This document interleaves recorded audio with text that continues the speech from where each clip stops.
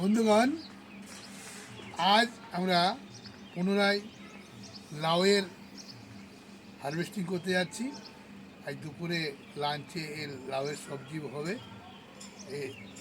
একটা লাউ সবে হারভেস্টিং করেছি, দেখেন দুটো করব।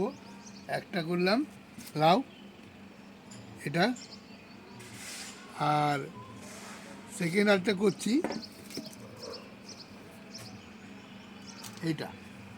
এই দুটো লাউয়ের হারভেস্টিং আজ দুপুরবেলা সবজি করার জন্যে। সেকেন্ড আরেকটা হারভেস্টিং করবো, এটা হচ্ছে পালক। পালকের পরে পালকটা পুরো উঠিয়ে দেবো নতুন করে।